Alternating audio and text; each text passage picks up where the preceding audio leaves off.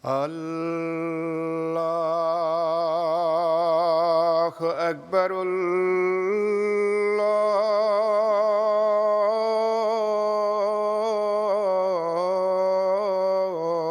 الله أكبر.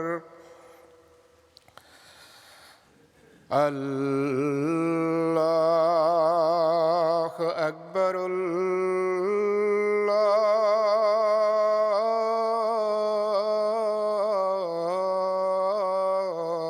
الله أكبر. أشهد أن لا إله إلا الله. أشهد أن لا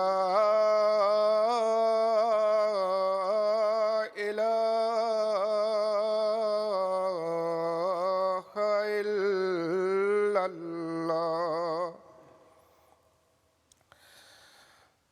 أشهد أن محمدًا رسول الله.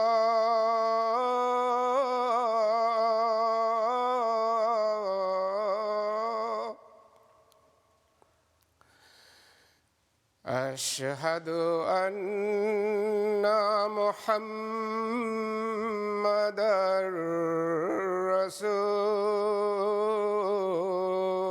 الله. حي على الصلاة.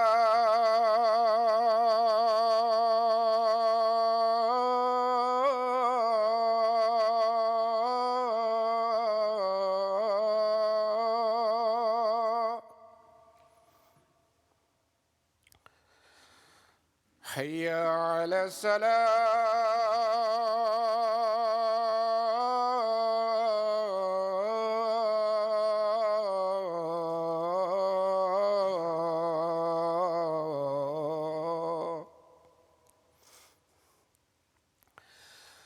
حي على الفلاح.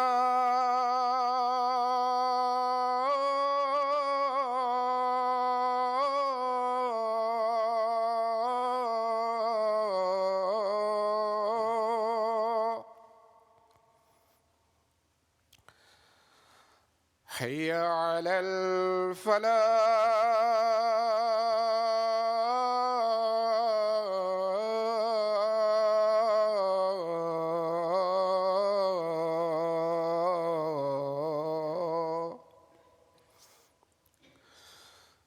الله أكبر.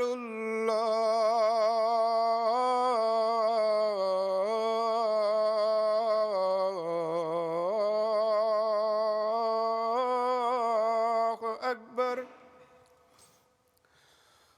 لا إله إلا الله.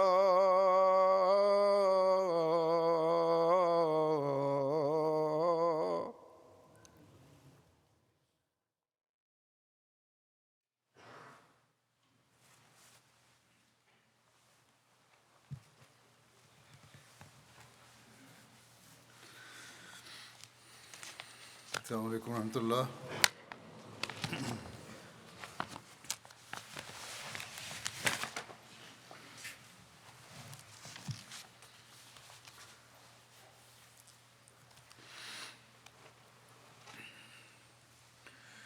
أشهد أن لا إله إلا الله وحده لا شريك له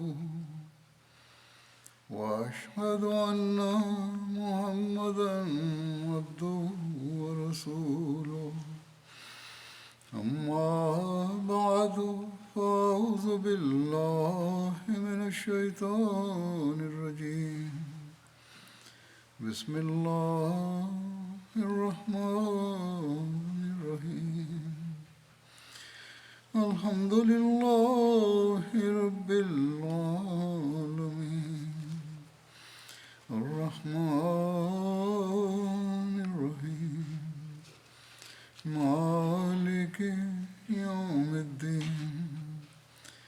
إياك نعبد وإياك نستعين اهدنا الصراط المستقيم صراط الذين أنعمت عليهم غير المغضوب عليهم ولا الضالين.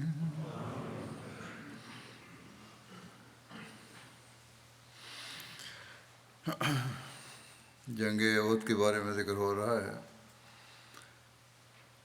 اس ضمن میں مزید بیان کروں گا. جیسا کہ بیان ہوا تھا کہ دشمن نے اعلان کیا کہ حضرت صلی اللہ علیہ وسلم شہید ہو گئے ہیں. حضرت صلی اللہ علیہ وسلم کی شہادت کی یہ خبر جو مشہور کی تھی، جب مسلمانوں نے سنی تو مسلمانوں کی حالت کیا ہوئی،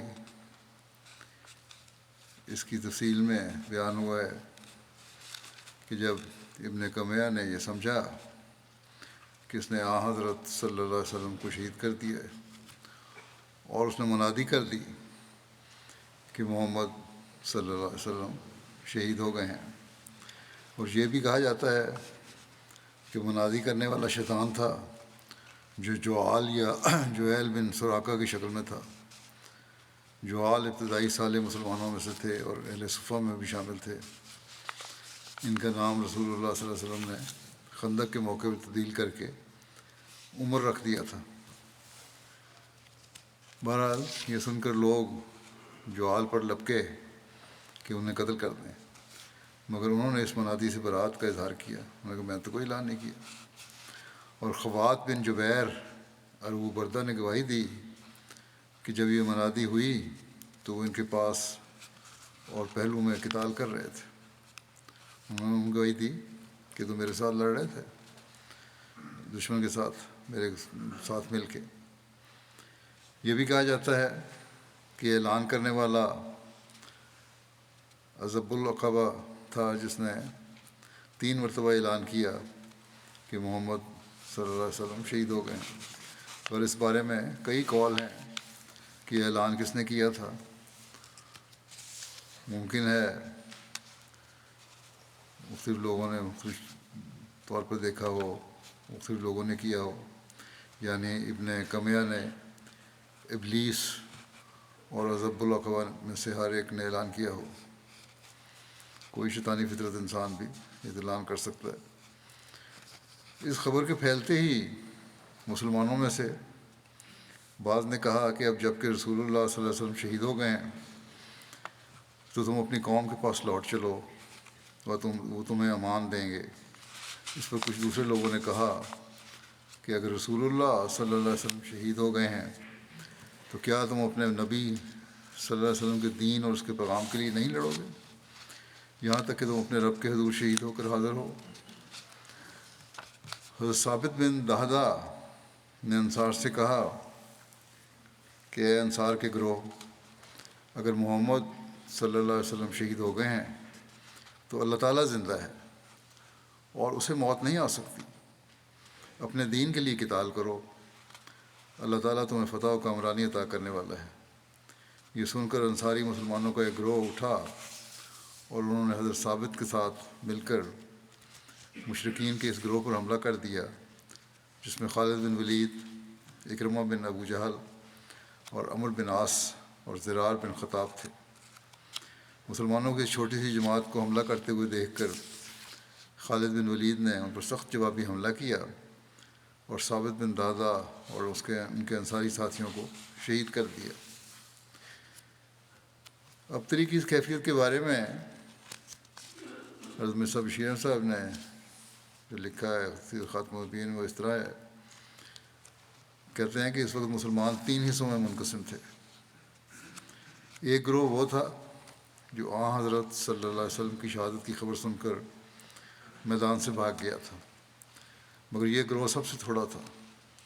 ان لوگوں میں حضرت عثمان بن عفان بھی شامل تھے، مگر جیسا کہ قرآن شریف میں ذکر آتا ہے کہ اس وقت کے خاص حالات اور لوگوں کے دلی ایمان اور اخلاص کو مد نظر رکھتے ہوئے اللہ تعالیٰ نے انہیں معاف فرما دیا ان لوگوں میں سے بعض مدینہ تک جا پہنچے، اور اس طرح مدینہ میں بھی حضرت صلی اللہ علیہ وسلم کی خیالی شہادت اور لشکر اسلام کی ہزیمت کی خبر پہنچ گئی، جس سے تمام شہر میں ایک کوہرام مچ گیا، اور مسلمان مرد، عورتیں، بچے، بوڑھے نہایت سراسیمگی کی حالت میں شہر سے باہر نکل آئے اور احد کی طرف روانہ ہوئے،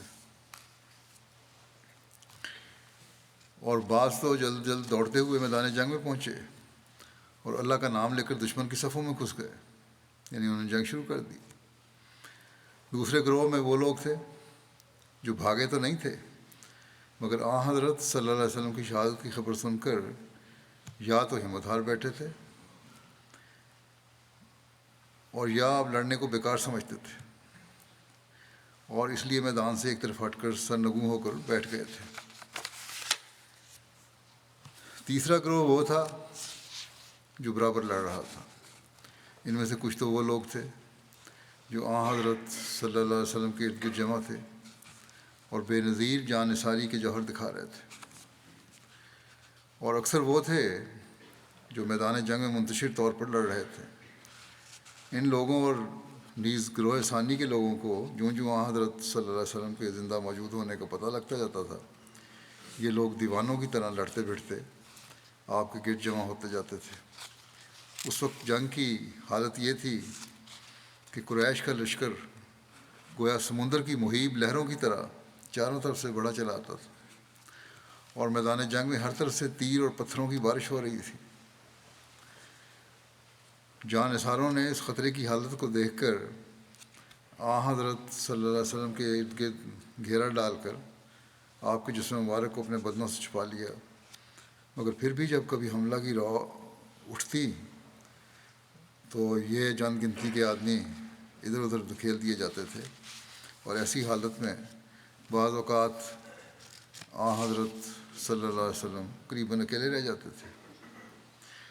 کسی ایسے ہی موقع پر حضرت سعد بن ابی وقاص کے مشرک بھائی عتبہ بن ابی وقاص کا ایک پتھر آپ کے چہرے مبارک پر لگا، جس سے آپ کا ایک دانت ٹوٹ گیا اور ہونٹ بھی زخمی ہوا۔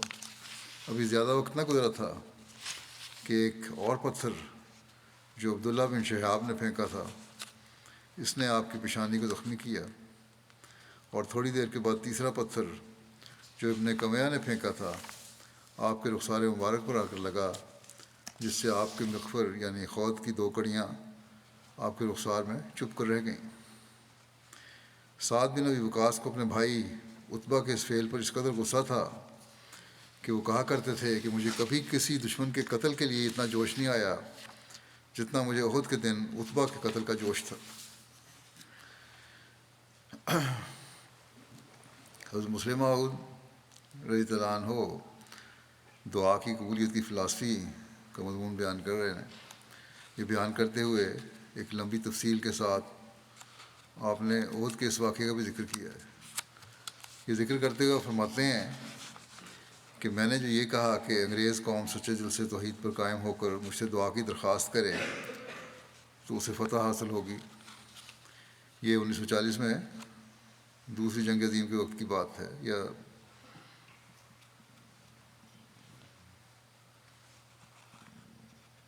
بہرحال آپ فرماتے ہیں کہ اگر یہ لوگ مجھ سے دعا کی درخواست کریں تو ان کو فتح حاصل ہوگی۔ یہ خدا تعالیٰ کی پیش گوئیوں، اس کے کلام اور میری رویاؤں کے عین مطابق ہے۔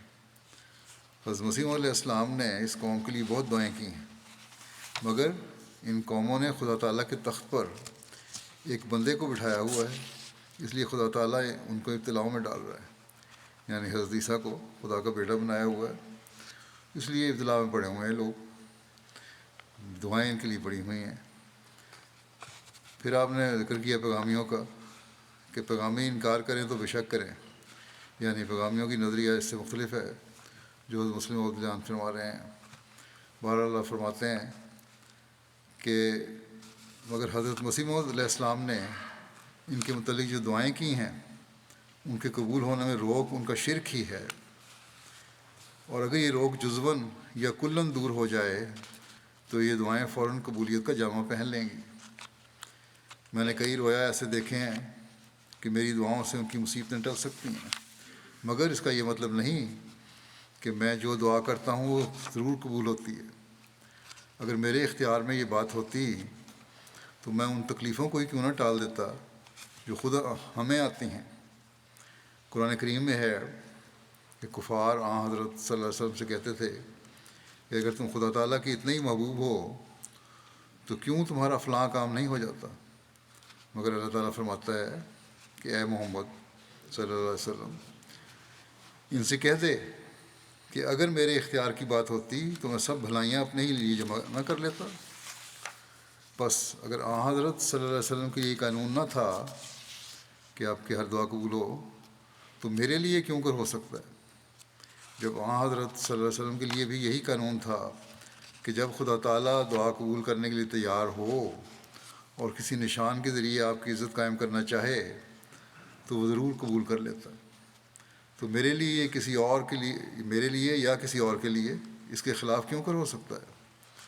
میں تسلیم کرتا ہوں کہ انگریزوں کی طاقت میں ہے کہ چاہیں تو ہمیں پھانسی دے دیں یا قید کر دیں، حالانکہ اس وقت وہ دشمن کے مقابلے میں کمزور نظر آتے ہیں۔ جنگ عظیم مسعود ان کا کافی برا حال تھا، مگر باوجود اس کے میرا دعویٰ ہے کہ میری دعا سے ان کی مشکلات دور ہو سکتی ہیں، کیونکہ انگریزوں کا ہماری جانوں پر تصرف اور قانون کے ماتحت ہے، اور اس بارے میں دعا کی قبولیت ایک اور قانون کے ماتحت ہے۔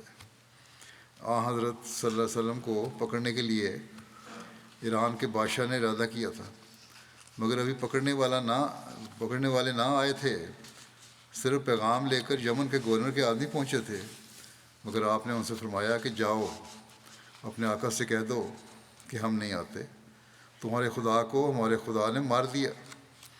اللہ تعالیٰ نے اس بادشاہ کے لڑکے کو تحریک کی اور اس نے اپنے باپ کو مار دیا، مگر احد کی جنگ میں دشمن نے آپ پر حملہ کیا، پتھر مارے، آپ کے دانت ٹوٹ گئے، سر زخمی ہو گیا اور خود کی کیلیں سر میں کھب گئیں، آپ بے ہوش ہو کر گر پڑے اور آپ کے اوپر بعض اور صحابہ گرے اور صحابہ نے خیال کر لیا کہ آپ شہید ہو گئے۔ اب کوئی کہے کہ اگر اللہ تعالیٰ کو آپ کی اتنی عزت منظور تھی کہ آپ کی خاطر ایران کے بادشاہ کو اتنی دور مروا دیا تو اس نے احد کے میدان میں کافروں کو آپ کو اس طرح پتھر کیوں مارنے دیے؟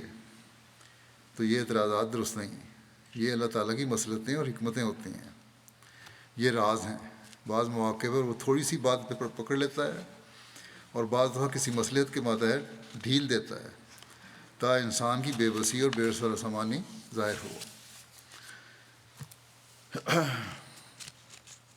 بہرحال یہ واقعہ چل رہا ہے۔ قتل کی افواہ کے بعد پھر حضرت صلی اللہ علیہ وسلم کا اچانک دیدار بھی ہوا صحابہ کو۔ اس کی تفصیل میں لکھا ہے کہ حضرت ابو عبیدہ وہ پہلے شخص تھے جنہوں نے اس وقت سب سے پہلے رسول اللہ صلی اللہ علیہ وسلم کو پہچانا کہ آپ زندہ سلامت موجود ہیں۔ حضرت ابو عبیدہ کہتے ہیں کہ میں نے حضرت صلی اللہ علیہ وسلم کو آپ کی آنکھوں کی وجہ سے پہچانا جو خود کے نیچے سے روشن اور منور نظر آ رہی تھی۔ خود وہ خول ہوتا ہے جو جنگ کے وقت صفائی سر اور چہرے کی حفاظت کے لیے اوڑھتا ہے۔ بہرحال کہتے ہیں مجھے آنکھیں میں بڑی خوب چمک اور روشنی نظر آ رہی تھی، مجھے پتہ لگ گیا کہ آپ وسلم زندہ ہیں۔ غرض میں نے جیسے ہی آپ کو پہچانا تو پوری قوت سے چلایا، اے مسلمانوں تمہیں خوشخبری ہو، یہ رسول اللہ صلی اللہ علیہ وسلم موجود ہیں۔ اس وقت حضرت صلی اللہ علیہ وسلم نے میری طرف اشارہ کر کے مجھے روکا کہ خاموش رہو۔ ایک دوسری روایت میں ہے کہ سب سے پہلے ایک اور صحابی تھے جنہوں نے حضرت صلی اللہ علیہ وسلم کو پہچانا۔ چنانچہ ایک مصنف لکھتا ہے کہ گڑھے میں گرنے کے بعد رسول اللہ صلی اللہ علیہ وسلم کا تمام جسم مبارک خون سے تر بتر تھا۔ آپ باہر نکلے تو حضرت کعب بن مالک نے خود کے بیچ ہی سے آپ صلی اللہ علیہ وسلم کی آنکھوں سے آپ صلی اللہ علیہ وسلم کو پہچان لیا اور خوشی سے صدا بلند کرنے لگا، یا معاشر المسلمین ابشروا حاضر رسول اللہ صلی اللہ علیہ وسلم، اے مسلمانوں کے گروہ خوش ہو جاؤ، یہ رسول اللہ صلی اللہ علیہ وسلم ہیں۔ اس پر رسول اللہ صلی اللہ علیہ وسلم نے انہیں خاموش رہنے کا اشارہ فرمایا، لیکن مسلمانوں کو جیسے جیسے اطلاع ملتی گئی سب آپ کی طرف لپکتے آئے۔ ان میں حضرت ابوبکر صدیق، حضرت عمر بن خطاب، حضرت علی بن ابی طالب، حضرت طلحہ بن عبید اللہ، حضرت زبیر بن عوام، حضرت حارث بن سما اور دیگر مسلمان بھی تھے۔ آپ صلی اللہ علیہ وسلم اپنے ان اصحاب کے ہمراہ جبل احد کی ایک گھاٹی میں پناہ گزین ہوئے۔ راستے میں دشمنوں نے جتنے بھی حملے کیے، اصحاب رسول صلی اللہ علیہ وسلم نے ان کا خوب دندان شکن جواب دیا۔ بعض کتب میں ہے کہ جنگ کا پاسا پلٹ جانے کی وجہ سے صورتحال نازک اور ناگفتہ بے ہو گئی تھی۔ اچانک رسول اللہ صلی اللہ علیہ وسلم حضرت سعد بن معاذ اور حضرت سعد بن عبادہ کے درمیان سے نمودار ہوئے اور ہم نے آپ کی چال سے آپ کو پہچان لیا۔ اس وقت ہماری خوشی کا کوئی ٹھکانہ نہیں تھا اور ایسا لگتا تھا جیسے نہ ہمیں شکست ہوئی اور نہ ہمارا کوئی نقصان ہوا۔ جب سب مسلمانوں نے آپ کو دیکھ اور پہچان لیا تو وہ آپ صلی اللہ علیہ وسلم کے گرد پروانوں کی طرح جمع ہو گئے اور آپ ان سب کو لے کر ایک گھاٹی کی طرف روانہ ہوئے۔ اس وقت آپ کے ساتھ حضرت ابوبکر، حضرت عمر، حضرت علی، حضرت زبیر اور حضرت حارث بن سما تھے۔ خلیفہ مسیح ثانی رضی اللہ عنہ بیان فرماتے ہیں کہ مسلمانوں کے لیے یہ حملہ چونکہ بالکل غیر متوقع تھا، اس لیے ان پر سخت گھبراہٹ طاری ہو گئی اور بوجہ بکھرے ہوئے ہونے کے دشمن کا مقابلہ نہ کر سکے۔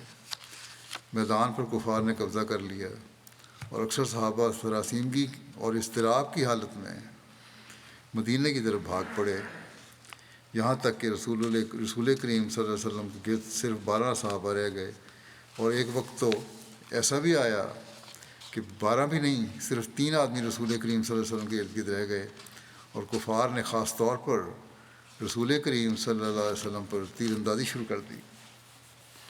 لیکن باوجود ان نازک حالات کے آپ برابر دشمن کے مقابلے میں کھڑے رہے اور اپنے مقام سے نہیں ہلے۔ آخر دشمن نے ایک یکدم ریلا کر دیا اور وہ چند آدمی بھی دھکیلے گئے اور رسول کریم صلی اللہ علیہ وسلم زخمی ہو کر ایک گڑھے میں گر گئے۔ آپ پر بعض اور صحابہ جو آپ کی حفاظت کر رہے تھے شہید ہو کر گر گئے، اور اس طرح رسول کریم صلی اللہ علیہ وسلم تھوڑی دیر کے لیے صحابہ کی نگاہوں سے اوجھل ہو گئے، اور لشکر میں یہ افواہ پھیل گئی کہ رسول کریم صلی اللہ علیہ وسلم شہید ہو گئے ہیں۔ یہ خبر صحابہ کے لیے اور بھی پریشان کن ثابت ہوئی اور ان کی رہی سہی ہمت بھی جاتی رہی۔ جو صحابہ اس وقت آپ کے گرد موجود تھے اور زندہ تھے، انہوں نے لاشوں کو ہٹا کر رسول کریم صلی اللہ علیہ وسلم کو گڑھے میں سے نکالا اور حفاظت کے لیے آپ کے ارد گرد کھڑے ہو گئے۔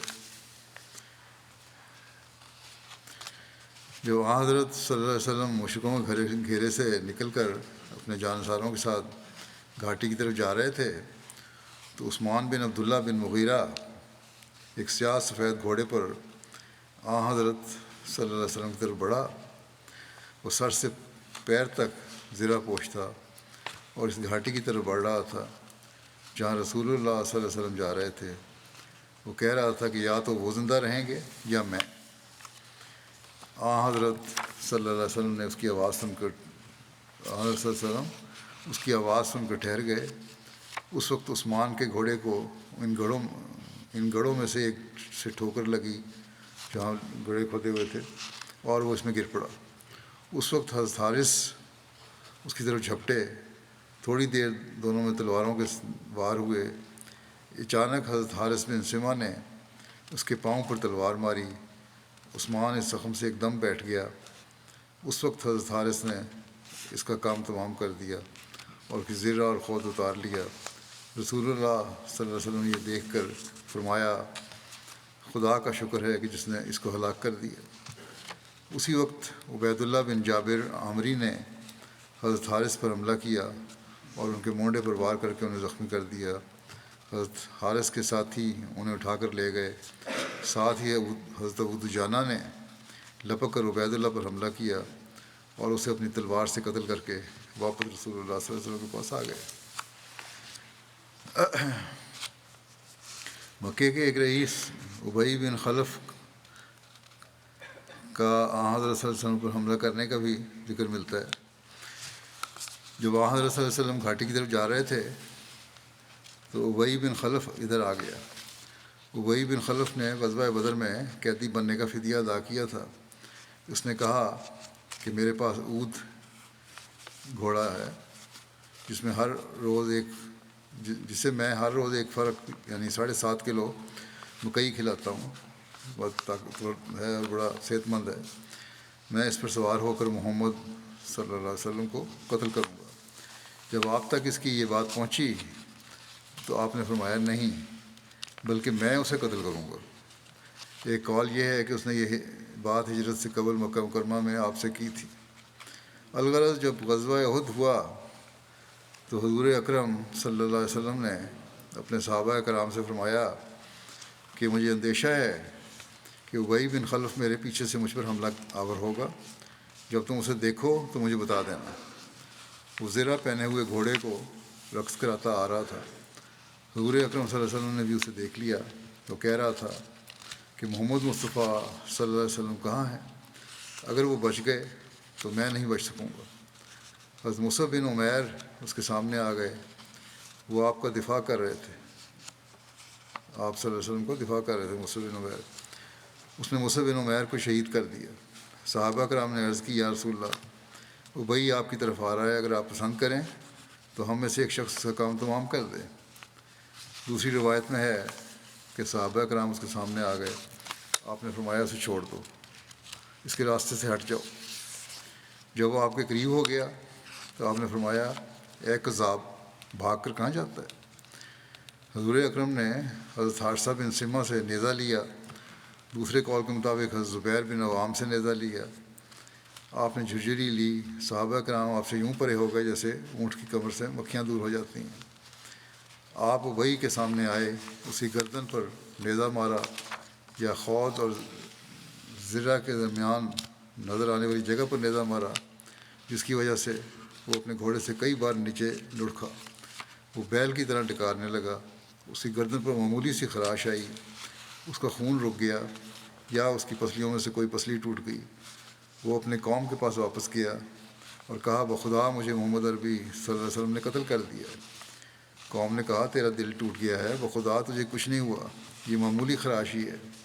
اگر ہم میں سے کسی کی آنکھ پر بھی اتنا زخم آتا تو اس کو کچھ بھی نہ ہوتا۔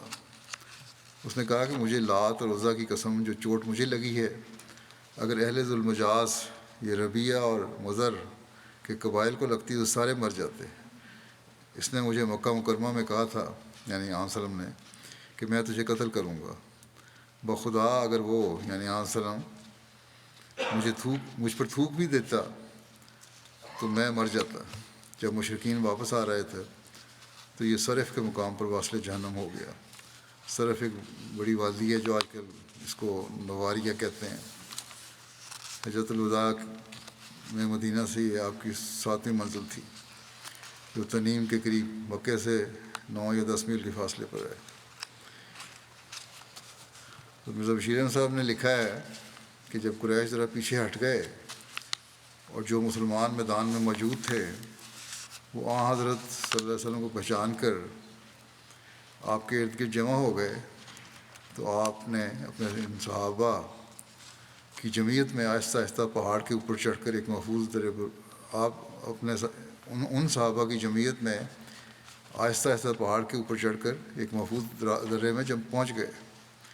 راستے میں مکے کے ایک رئیس ابی بن خلف کی نظر آپ پر پڑی اور وہ بغض اور عداوت میں اندھا ہو کر یہ الفاظ پکارتا ہوا آپ کی طرف بھاگا کہ لا نجوت ان نجا، کہ اگر محمد صلی اللہ علیہ وسلم بچ کر نکل گیا تو میں تو نہ بچا۔ صحابہ نے اسے روکنا چاہا مگر آن حضرت صلی اللہ علیہ وسلم نے فرمایا اسے چھوڑ دو اور میرے قریب آنے دو۔ جب وہ آپ پر حملہ کرنے کے خیال سے آپ کے قریب پہنچا تو آپ نے ایک نیزہ لے کر اس پر ایک وار کیا، جسے وہ چکر کھا کر زمین پر گرا اور پھر اٹھ کر چیختا چلاتا ہوا واپس بھاگ گیا۔ اور وہ بظاہر زخم زیادہ نہیں تھا مگر مکے پہنچنے سے پہلے وہ پیوندے خاک ہو گیا۔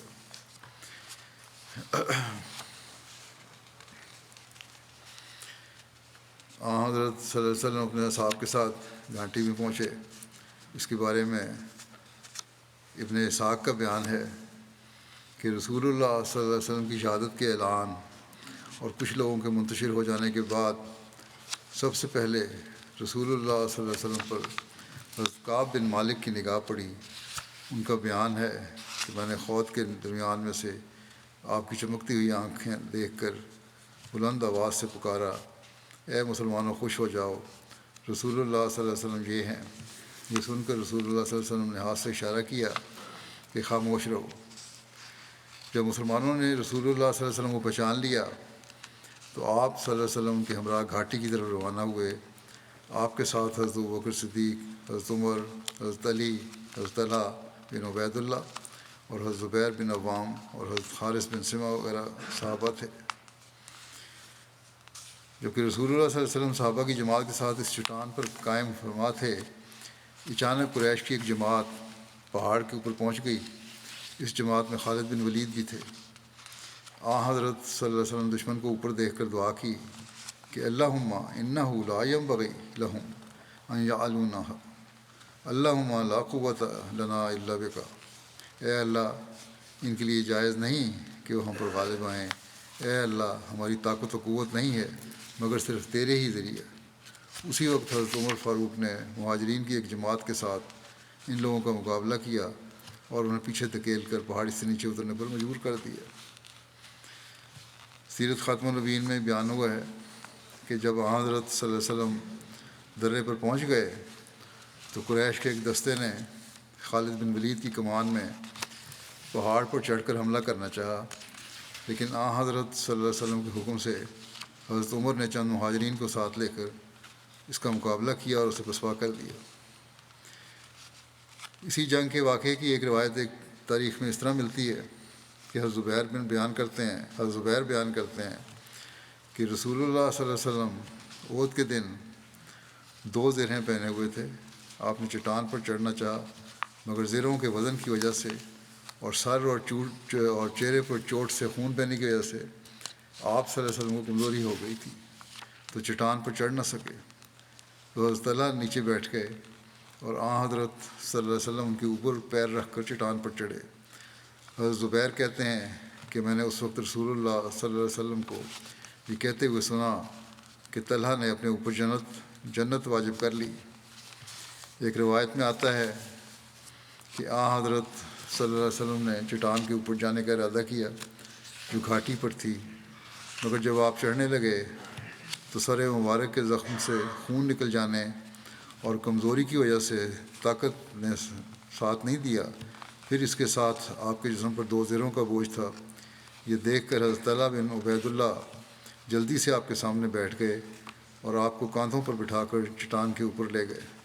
اسی وقت آپ نے فرمایا، طلحہ کے اس نیک عمل کی وجہ سے ان کے لیے جنت واجب ہو گئی۔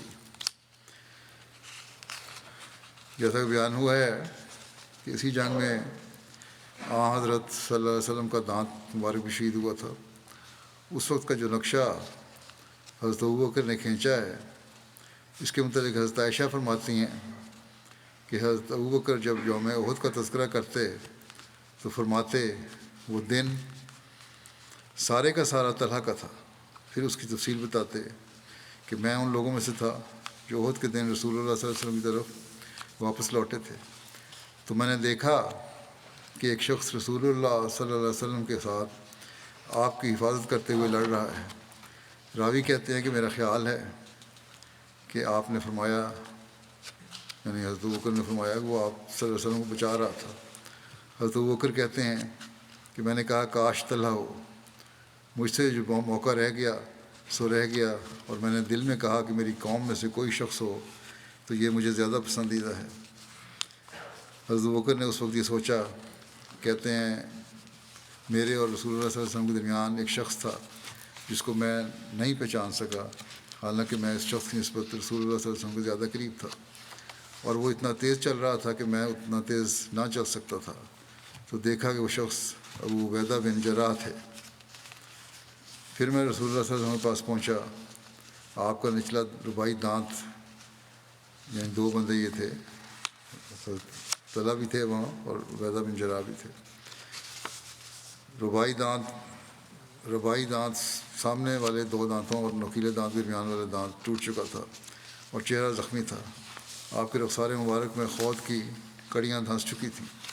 رسول اللہ صلی اللہ علیہ وسلم نے فرمایا تم دونوں اپنے ساتھی کی مدد کرو، اس سے آپ کی مراد طلحہ تھی اور ان کا خون بہت بہہ رہا تھا۔ حضرت طلحہ بہت زیادہ زخمی ہو گئے تھے آن صلی اللہ علیہ وسلم کی حفاظت کرتے ہوئے۔ حضرت صلی اللہ علیہ وسلم نے بجائے یہ کہنے کے کہ مجھے دیکھو، فرمایا کہ طلحہ کو جا کے دیکھو۔ ہم نے ان کو رہنے دیا اور میں آگے بڑھا، یعنی حضرت طلحہ کی طرف توجہ نہیں دی بلکہ ہم نے آن صلی اللہ علیہ وسلم کی طرف توجہ دی، اور تاکہ خود کی کڑیوں کو رسول اللہ صلی اللہ علیہ وسلم کے چہرے مبارک سے نکال سکیں۔ اس پر حضرت ابو عبیدہ نے کہا کہ میں آپ کو اپنے حق کی قسم دیتا ہوں کہ آپ اسے میرے لیے چھوڑ دیں۔ بس میں نے ان کو چھوڑ دیا حضرت ابو عبیدہ کی درخواست پر کہ میں نکالوں گا یہ کڑیاں، آپ نے پیچھے ہٹ گئے۔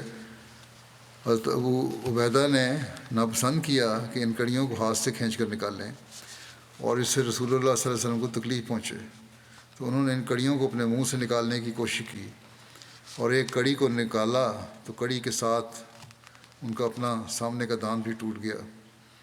پھر دوسری کڑی نکالنے کے لیے میں آگے بڑھا کہ میں بھی ایسا ہی کروں جیسا انہوں نے کیا۔ تو حضرت ابوبکر نے کہتے ہیں کہ میں نے کہا کہ میں بھی اسی طرح دوسری کڑی نکالنے کی کوشش کرتا ہوں۔ تو حضرت ابو عبیدہ نے پھر کہا کہ میں آپ کو اپنے حق کی قسم دیتا ہوں کہ آپ اسے میرے لیے چھوڑ دیں، یعنی دوسری کڑی بھی میں ہی نکالوں گا، آپ نہیں۔ انہوں نے حضرت ابوبکر کو کہا تھا، پھر پیچھے ہٹ گئے۔ پھر انہوں نے ویسا ہی کیا جیسا پہلے کیا تھا۔ ابو عبیدہ کا سامنے کا دوسرا دانت بھی کڑی کے ساتھ ٹوٹ گیا، اور ابو عبیدہ سامنے کے ٹوٹے ہوئے دانتوں والے لوگوں میں سب سے زیادہ خوبصورت تھے، حضرت ابوبکر یہ فرمایا کرتے تھے۔ پھر ہم رسول اللہ صلی اللہ علیہ وسلم کے علاج معالجہ سے فارغ ہو کر طلحہ کے پاس آئے۔ وہ ایک گڑھے میں تھے تو دیکھا کہ ان کے جسم پر نیزے، تلوار اور تیروں کے کم و بیش 70 زخم تھے اور ان کی انگلی بھی کٹی ہوئی تھی، تو ہم نے ان کی مرہم پٹی کی۔ حضرت ابو عبیدہ کے علاوہ حضرت عقبہ بن وہب اور حضرت ابوبکر کے بارے میں بھی روایت ملتی ہے کہ انہوں نے یہ کڑیاں نکالیں، لیکن بہرحال پہلی روایت زیادہ بہتر ہے۔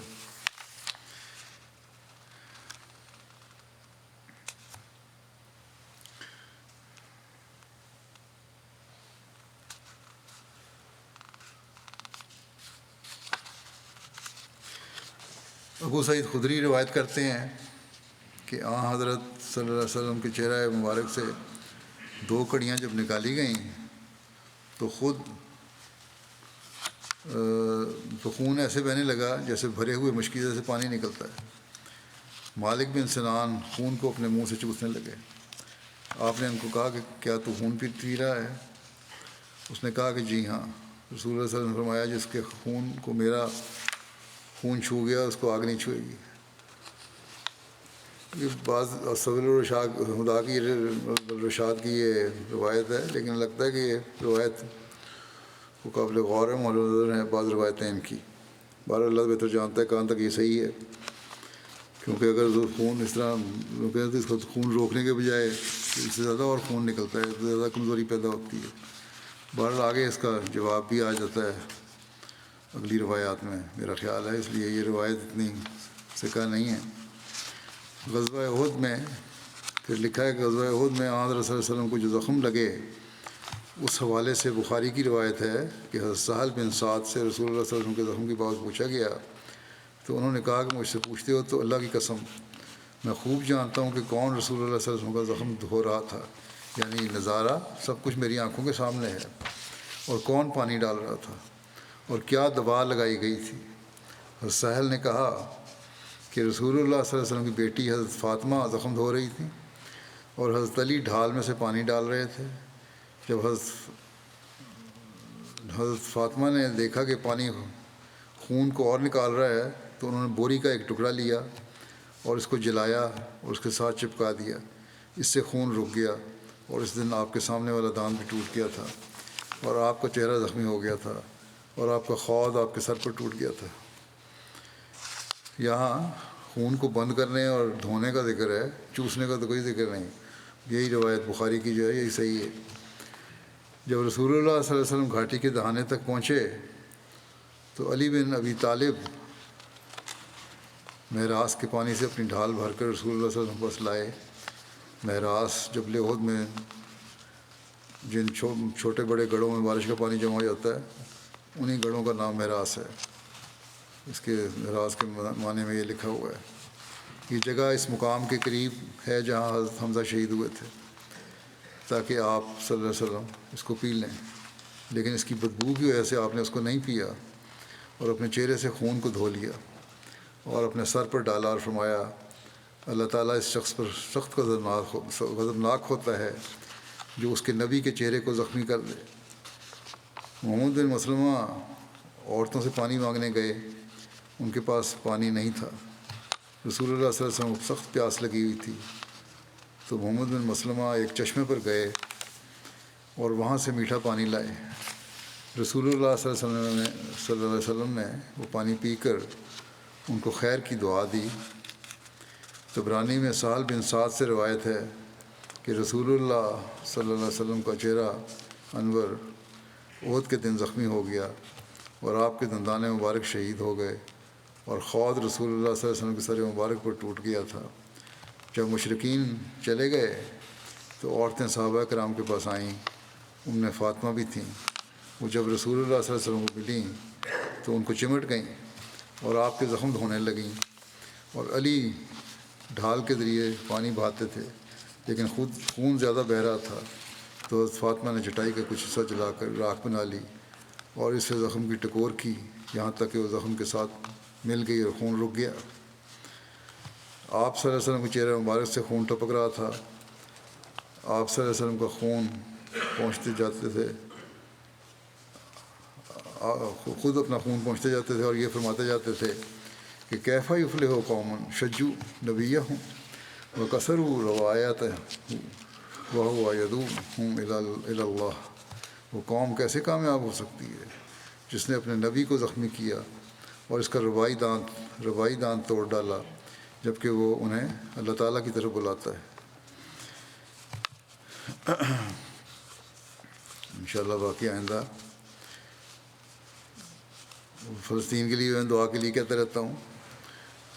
اب یہ مسلمان ملکوں کا حال ہو گیا ہے بجائے اس کے کہ اکٹھے ہو کے فلسطین کو بچانے کی فکر کریں، خود مسلمانوں نے لڑنا شروع کر دیا. اور پاکستان اور ایران میں بھی اب سنا ہے چکر شروع ہو گئی ہے، ایک دوسرے پہ بم بھی مارے انہوں نے. تو یہ خطرناک صورتحال پیدا ہو رہی ہے. اللہ تعالیٰ ہی مسلمان ملکوں کو، لیڈروں کو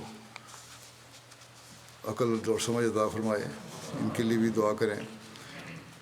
اللہ تعالیٰ حقیقت میں ان کو اپنا مقصد کو سمجھنے کی توفیق دے اور ایک امت واحدہ بننے والے ہوں گے.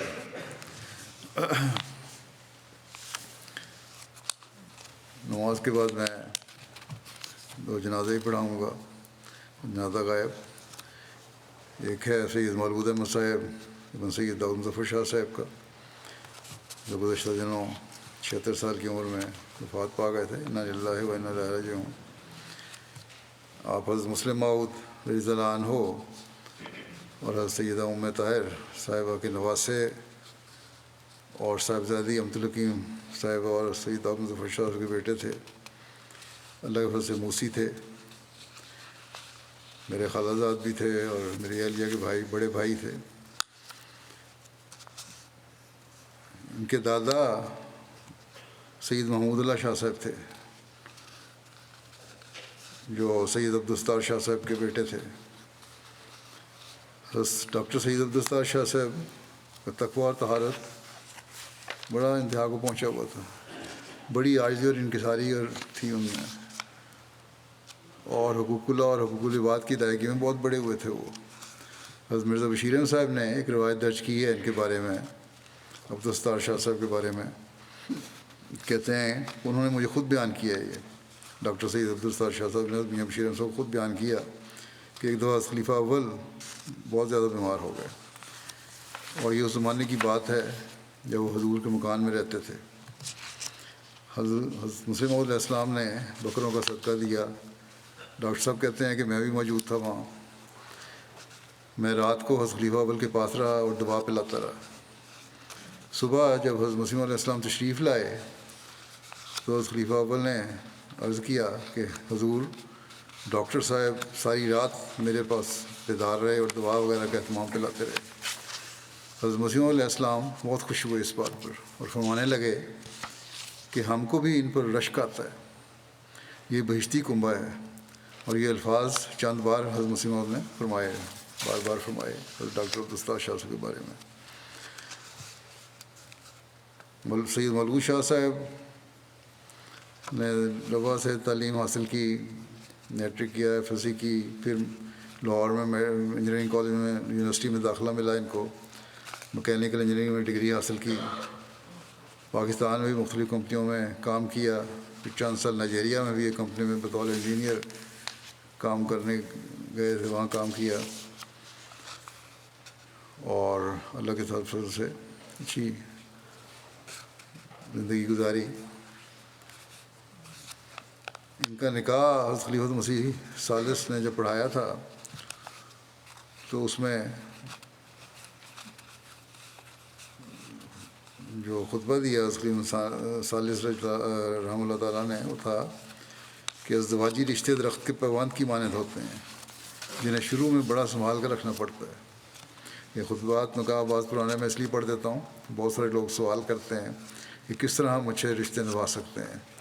تو یہ ہدایتیں ہیں، اپنے سامنے رکھیں، مختصر ہوتی ہیں، اس لیے میں بعض دفعہ میں خود بیان کر دیتا ہوں نکاحوں میں، بعض دفعہ یہ سابقہ خلفاء کی ہدایات دے دیتا ہوں. بہرحال فرماتے ہیں کہ جنہیں شروع میں ہی بڑا سنبھال کر رکھنا پڑتا ہے. قرآن کریم کی ہدایت کے مطابق اس پیوند کو قول سدید کے دھاگے سے باندھنا پڑتا ہے، یعنی سچائی، بالکل کامل سچائی کے دھاگے سے باندھنا پڑتا ہے، تب جا کر اس کی حفاظت ہوتی ہے. اور اس کی ذمہ داری نہ صرف ہر دو میاں اور بیوی پر بلکہ ان کے خاندانوں پر، ان کے ماحول پر، بلکہ ان کے دوستوں پر بھی عائد ہوتی ہے. کیونکہ بہت سی خوبیاں بدزنیوں کے نتیجے میں یا چغلیوں کے نتیجے میں یا بے صبری کے نتیجے میں یا طیش کے نتیجے میں پیدا ہو جاتی ہیں، اور اس کو روکنے کے لیے قول سدید ایک بہت ہی مضبوط دھاگا ہے. انہوں نے فرمایا کہ خدا کرے کہ جس نکاح کا میں اس وقت اعلان کر رہا ہوں وہ ہر دو خاندانوں کے لیے بابرکت ہو، پھر جماعت کے لیے بابرکت ہو، انسانیت کے لیے بابرکت ہو، خادم نئی نسل پیدا ہو اس میں سے. پھر آپ نے فرمایا کہ رشتہ میری چھوٹی ہمشیرہ عبدالحکیم اور سید داؤد مظفر شاہ کے بیٹے سید مولود احمد کا ہے، جو ڈاکٹر سید غلام مجتبیٰ کی بیٹی لبنہ شہباز سے طے پا رہا ہے. پھر ڈاکٹر صاحب کے بارے میں آپ نے فرمایا کہ ڈاکٹر صاحب ابتدائی ڈاکٹروں میں سے ہیں جنہوں نے مغربی افریقہ میں بطور واقف ڈاکٹر کام کیا، اور ان کے ہاتھ میں اللہ تعالیٰ نے بہت شفا بخشی. بڑے کامیاب سرجن کے طور پر وہ پہلے گانا میں کام کرتے رہے، پھر کچھ عرصے کے بعد انہیں نائجیریا بھیجا گیا، وہاں بھی انہوں نے اپنا عارضی وقت پورا کیا. پھر دل کی عارضہ میں بیمار ہو کی وجہ سے واپس لوٹنا پڑا. پھر خلیفہ ثالث نے انہیں دعا بھی دی کہ اللہ تعالیٰ ان کو صحت سے رکھے اور ان کو توفیق دے کہ وہ دوبارہ جائیں افریقہ، اور یہ دعا بھی اللہ تعالیٰ نے قبول فرمائی. اس کے بعد بھی وہ گئے اور ایک لمبا عرصہ وہاں دوبارہ افریقہ میں خدمت کی توفیق ملی. پھر مسلم خلیفہ ثالث نے یہ دعا بھی کی کہ اللہ تعالیٰ سید مولود احمد کو بھی خدمت دین کی توفیق دے، اور اپنے طور پر جو دعائی خدمتی کر سکتے تھے انہوں نے کی. اس کے بعد ان کے بیٹے سید سعود احمد کہتے ہیں کہ میرے والد شروع سے ہی نمازوں کے پابند، فجر کی نماز کے بعد تلاوت کرنے والے، بلکہ تہجد گزار بھی تھے، مجھے پتہ ہے. ان کی تلاوت بھی بڑی اچھی آواز میں کہتے تھے، پڑھتے تھی. پھر کہتے تھے رات کو سونے سے پہلے ہمیں پرانے بزرگوں کے قصے اور واقعات سناتے تھے. چندوں میں باقاعدہ تھے اور ہمیں بھی چندوں کے باقاعدہ رہنے کی تلقین کیا کرتے تھے. جیب خرچ بھی دیتے تو کہتے پہلے چندہ دے کے آؤ. عیدی ملتی تو اس میں بھی کہتے چندہ دیا کرو. ہر ایک کی علیحدہ علیحدہ فائل بنائی ہوئی تھی. اسی طرح وصیت جب کروائی بچوں کی بھی، ان کی بھی فائل بنائی، اپنا ریکارڈ بھی رکھا، اور ہر چندہ خود کلیئر کرتے تھے. رمضان کے روزوں کے علاوہ شوال کے روزے بھی رکھنے والے تھے. قرآن کریم کے 2 دور مکمل کرتے اور تیسرے دور ختم کرنے کی کوشش کرتے رمضان میں. یہ لکھا ہے اس نے کہ بڑے کھرے انسان تھے، بہت شفاف طبیعت کے مالک، سیدھے صاف گو تھے، بہت ملنسار تھے. پرانا تعلق کسی سے ہوتا یا نیا، خود رابطہ رکھتے اور کسی نہ کسی نے بہانے حال پوچھتے رہتے، چھوٹا ہو یا بڑا سب سے حسن سلوک سے پیش آتے، اپنے دل میں کبھی کسی کے بارے میں کینہ نہیں رکھا، تعصب نہیں تھا، کوئی جتنی مرضی زیادتی کر جاتا لیکن ہم ہمیشہ حسن خلق سے پیش آتے تھے، اگر کوئی بڑی زیادتی کر جاتا تو خود جا کر اس سے تعلق بناتے۔ اور یہ صرف بیٹے نہیں لکھیں بلکہ میں نے بھی دیکھا ہے، یہ حقیقت میں یہ خوبیاں ان میں موجود تھیں، میرا بھی یہی مشاہدہ ہے۔ اور بہت سے تجدید کرنے والے لوگوں نے بھی جو ان سے واقف تھے انہوں نے بھی یہ لکھا ہے کہ واقعی یہ خوبیاں ان میں موجود تھیں۔ تو اس میں بیٹے نے ہی لکھا ہے کہ ایک دفعہ مسلم موعود رضی اللہ عنہ نے کہیں سفر پہ گئے باہر، تو تحفہ لائے ان کے لیے کھلونا ایک، جس کو انہوں نے کھول کے ٹکڑے ٹکڑے کر دیا۔ اور مسلم موعود نے کہا کہ میں نے تمہیں تحفہ دیا، تم نے اس کے ٹکڑے کر دیے ہیں۔ تو کہنے لگے کہ میں بھی جوڑ دیتا ہوں، اور پھر اس کو جوڑ بھی دیا حضرت مسلم موعود کے سامنے۔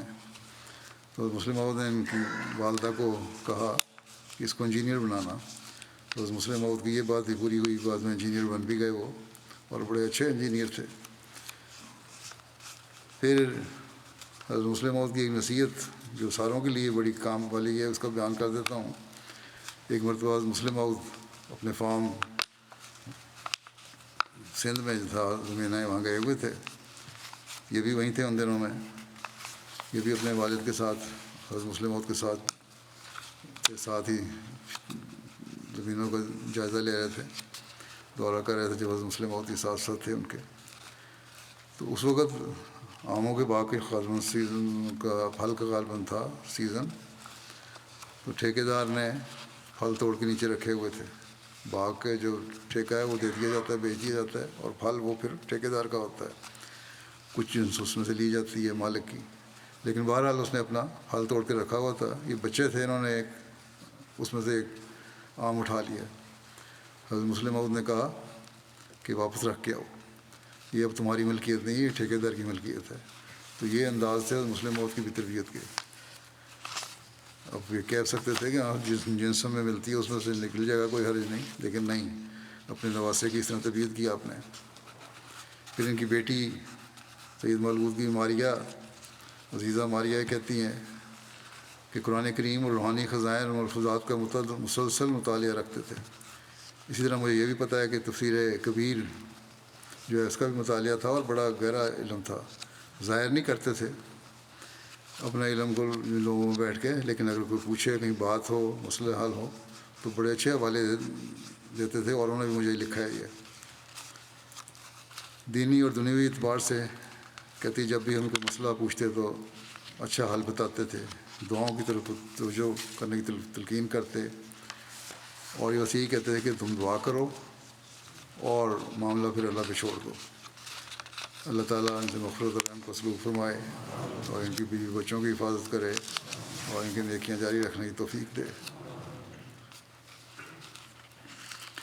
ان کے ایک بھائی ہیں سید صاحب، انہوں نے بھی لکھا ہے یہی کہ بڑی خوبی یہ تھی کہ خوشی کا موقع ہو یا غمی کا، ہمیشہ یہ پہل کرنے والے تھے، مبارکباد دینے میں یا مریض ہو تو یاد کرنے میں سب سے پہلے آتے تھے۔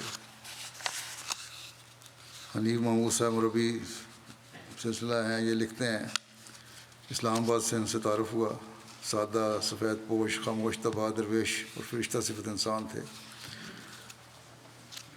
اور واقفین زندگی خاص طور پر بیان اکرام کو بہت احترام کرتے تھے۔ ربا آئے تو یہاں بھی اس تعلق کو نبھایا جو اسلام آباد سے قائم ہوا تھا، اکثر تلاش کر کے مسجد میں ملتے تھے، اور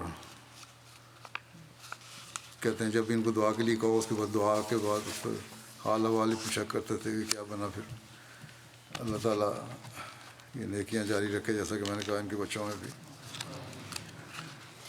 دوسرا جنازہ جس کو پڑھانا ہے ان کا ذکر یہ ہے، وہ ہے مکرم اکمید آگ محمد صاحب، یہ صدر جماعت مہدی آباد ڈوری ریجن برکینا فاسو کے ہیں۔ یہ گزشتہ دنوں 65 سال کی عمر میں ان کی وفات ہوئی ہے، انا للہ و انا الیہ راجعون۔ ان کے پسماندگان میں 2 بیویاں اور 10 بیٹے اور 5 بیٹیاں شامل ہیں۔ مشنری انچارج صاحب لکھتے ہیں بڑے چاقو چوبند تھے. اس دنوں میں وہاں گیا تھا ڈوری میں. شہداء کی فیملیوں کو ان کے گھروں میں خود سیٹ کر رہے تھے. نئے گھر بنا کے دیے جماعت نے شہداء کی فیملیوں کو, وہاں سیٹ کر رہے تھے. اور پھر 2 دن بعد ہی گھر گئے اپنے.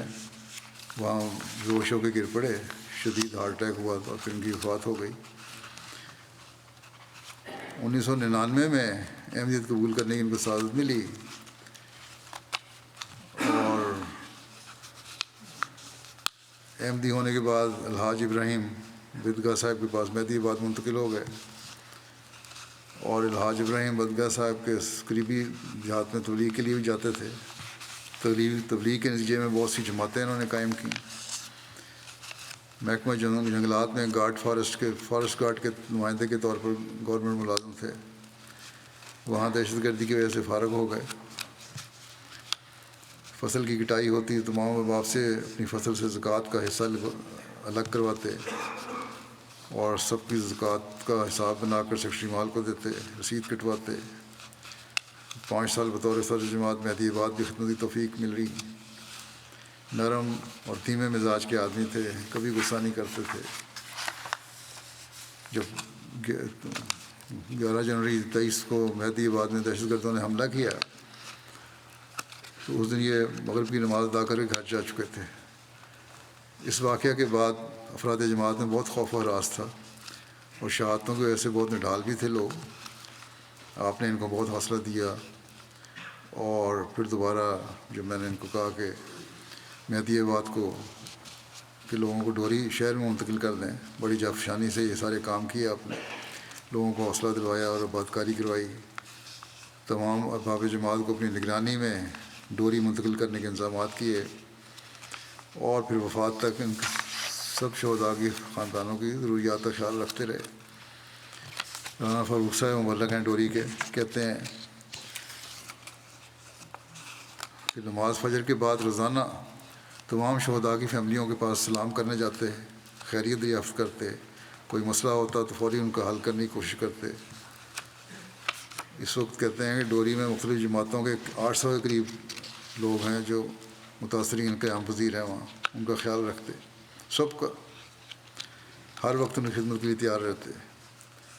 نمازوں میں بڑے باقاعدہ نظام جماعت کے مکمل تعاون کرنے والے, اور دوسروں کو اس کی تلقین بھی کرتے تھے.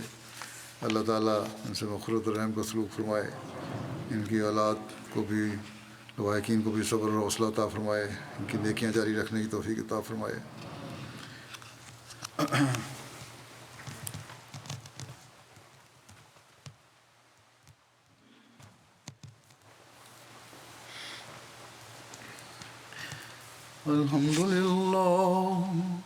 الحمد لله نحمده ونستعينه ونستغفره ونؤمن به ونتوكل عليه ونعوذ بالله من شرور أنفسنا ومن سيئات أعمالنا. من يهده الله فلا مضل له ومن يضلل فلا هادي له. ونشهد أن لا إله إلا الله ونشهد أن محمدا عبده ورسوله. عباد الله رحمكم الله, إن الله يأمر بالعدل والإحسان وإيتاء ذي القربى وينهى عن الفحشاء والمنكر والبغي يعظكم لعلكم تذكرون. اذكروا الله يذكركم وادعوه يستجب لكم ولذكر الله أكبر.